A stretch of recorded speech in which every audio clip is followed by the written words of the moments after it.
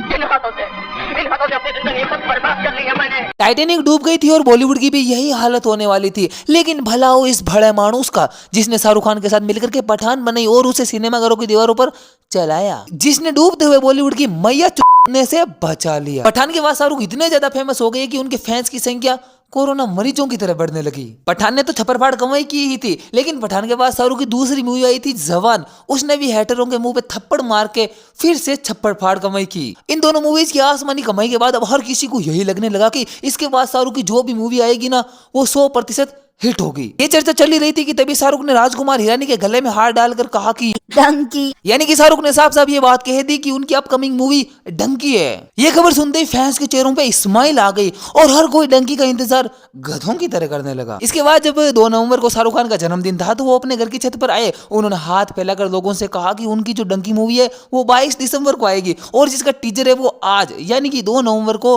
Release किया जाएगा। ये सुनकर फिर से लोगों के चेहरों पर स्माइल आ गई। इस तरह शाहरुख ने हर बार लोगों के चेहरों पे स्माइल ही दी और डंकी मूवी आने के बाद भी वो लोगों के चेहरों पे स्माइल देते हुए ही नजर आएंगे, क्योंकि इस मूवी का टीजर देख के लग नहीं रहा है बल्कि श्योर है कि इसमें कॉमेडी तो होगी और साथ ही होगी आपके लिए एक प्रेरणा, सबके लिए दोस्ती का पाठ और शाहरुख के लिए लव स्टोरी। इस मूवी के डायरेक्टर वही है जिन्होंने आज से पहले ना जाने कितनी ही बार अपनी मूवीज के जरिए लोगों की आंखें खोलने की कोशिश की थी। पीके के थ्रू अंधविश्वास का वध किया, 3 इडियट्स के थ्रू प्रेशर को दबा करके मारा और इस बार भी वो डंकी के जरिए किसी ऐसे ही मुद्दे को उजागर करके उसे खत्म करने के लिए प्रेरित करते हुए नजर आएंगे। कुछ लोग मूवी का नाम सुनकर के अब भी कंफ्यूज है, वो डंकी का नाम सुनकर के घबराए हुए हैं, लेकिन मैं उन्हें बता दूं कि यहाँ पर डंकी का मतलब डंकी फ्लाइट से है, यानी 2 देशों के बीच का एक खुफिया रास्ता जिसके थ्रू कोई भी बंदा अपनी मनपसंद कंट्री में घुस सकता है, जो कि इलीगल है। और मुझे लग रहा है कि डायरेक्टर साहब इस बार इसी मुद्दे की मां बहन एक करते हुए नजर आएंगे। ये वाला टीचर तो डायरेक्टर साहब द्वारा गिरेगी पहली ड्रॉप थी, वो एक ड्रॉप और गिराएंगे, यानी कि डंकी का एक टीचर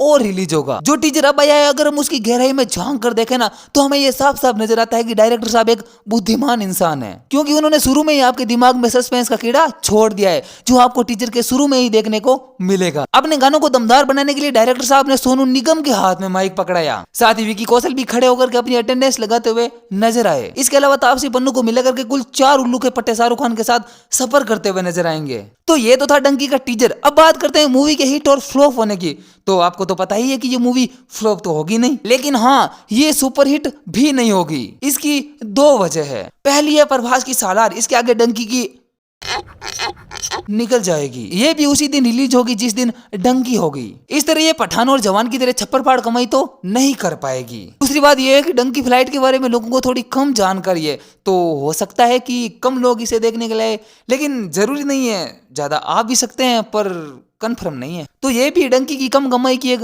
वजह हो सकती है। तो इस तरह से राजकुमार हिरानी द्वारा गिराई गई पहली ड्रॉप का तो मैंने रीड्रॉप कर दिया है, अब इंतजार है दूसरी ड्रॉप का। मिलते हैं अगले वीडियो में, तब तक के लिए